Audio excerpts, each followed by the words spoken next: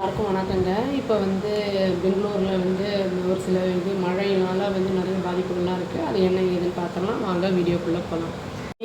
பெங்களூரில் நேற்றுல heavy rainfall ஆகிருக்கு. Water vlogging அப்புறம் வாட்டர் ஃப்ளட்டெல்லாம் இருக்கிறனால தண்ணியெலாம் தேங்கி இருந்திருக்கு.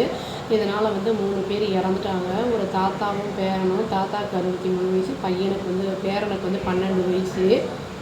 இவங்க அவங்க அப்பார்ட்மெண்ட்டில் தண்ணி தேங்கி இருக்குன்னு அதை கிளியர் பண்ண போயிருக்காங்க. அப்போ ஏதோ எலக்ட்ரிக்யூட் ஆகி அவங்க இறந்துட்டாங்க.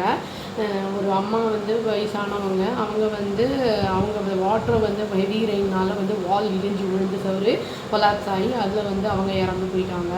இதனால ஃபுல்லுமே கர்நாடகாவுக்கு ஆரஞ்சு அலர்ட்டு அப்புறம் எல்லோ அலர்ட் ரெண்டுமே கொடுத்துருக்காங்க.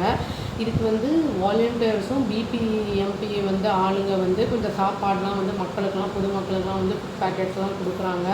இதில் மக்கள் மட்டும் இல்லாமல் நமக்கு நாய்கள் அந்த மாதிரி பூனை அந்த மாதிரி அதுங்கெல்லாம் கூட பாதிப்படைஞ்சிருக்கு. அதுங்களுக்கும் சாப்பாடும் கொடுக்குறாங்க. சிட்டி ஒன்றுமே இல்லை, எல்லாத்தையும் கட் பண்ணிட்டாங்க.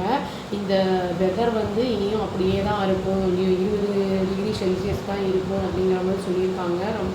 அது இப்போதைக்கு கொஞ்சம் ஹெவி ரெயின் இருக்குது. பட் ஆனால் எப்போ சேஞ்ச் ஆகும் அப்படின்னு தெரியல. மெட்ரலாஜிக்கல் டிபார்ட்மெண்ட்லேருந்து இந்த இன்ஃபர்மேஷன் அவங்களுக்கு வந்திருக்கு.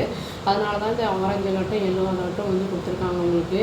அதனால் வேலைக்கு போகிறவங்க, ஸ்கூலுக்கு போகிறவங்க இதெல்லாம் இப்போ வேலைக்கு போகிறவங்களுக்குலாம் ரொம்ப கஷ்டப்படுறாங்க போக முடியாதனால. ஏன்னா பயங்கரமான தண்ணி இருக்கிறனால வண்டியை ஓட்டவும் முடியாது. என்ஜின்லாம் ரொம்ப தண்ணியெல்லாம் பட்டால் ஒரு மாதிரி டேமேஜ் ஆகிடும். அவங்க தெரிஞ்சவங்க யாராவது இருக்காங்க, சொந்தக்காரர் இருக்காங்க அப்படின்னா ரொம்ப கீழ் பள்ளத்தில் இருக்கிற பகுதியில் இருக்கிறவங்களாம் சொந்தக்காரங்க வீட்டுக்கு வசதி இருந்ததுன்னா அங்கே போகிறது, இல்லைனா ஃப்ரெண்ட்ஸ் வீடு இருந்ததுன்னா அந்த மாதிரி அங்கே போகிறது, அந்த மாதிரிலாம் போய்க்கிறாங்க.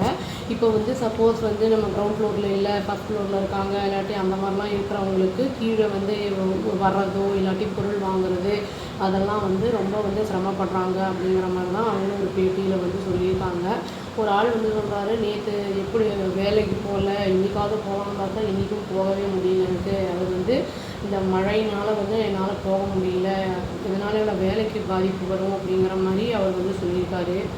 இங்கே அத்தாரிட்டிஸ் ப்ராப்பராக தண்ணியெல்லாம் போகிறதுக்கு வழி எதுவும் செய்யலை அப்படிங்கிறாங்க. இதை கிளியர் பண்ணலையா அப்படின்னா, கிளியர் பண்ணாலும் திரும்பி அதை கிளியர் பண்ணால் அது வேறு சைடு போகுது, திரும்பி இதே இடத்துக்கு தான் வருது அப்படிங்கிற மாதிரி பேசுகிறாங்க. ஏன்னா கிளியர் பண்ணி போகிறதுக்கு வழி இருந்தால் தானே அது போகவே வழி இல்லாத அளவுக்கு நம்ம வீடு அது இதெல்லாம் இருக்கிறதுனால அந்த வசதிகள்லாம் இல்லாமல் இருக்குது அப்படின்னு சொல்லி அந்த பப்ளிக் கம்ப்ளைண்ட் பண்ணுறாங்க. இது நார்மலுக்கு எப்போ வரும் என்ன ஏதுன்னு தெரியல. நார்மலாகவே அங்கே குளிராக தான் இருக்கும். இங்கே ரெய்னி சீசனும் போது இனி ரொம்ப பாதிப்பு ஜாஸ்தியாக இருக்கும். நார்மலுக்கு எப்போ வருங்கிறது வெயிட் பண்ணி பார்த்தா தெரியும். அவ்வளோதாங்க. Thank you. Please do like, share and subscribe our channel and click the all option and tap the bell icon. Thank you.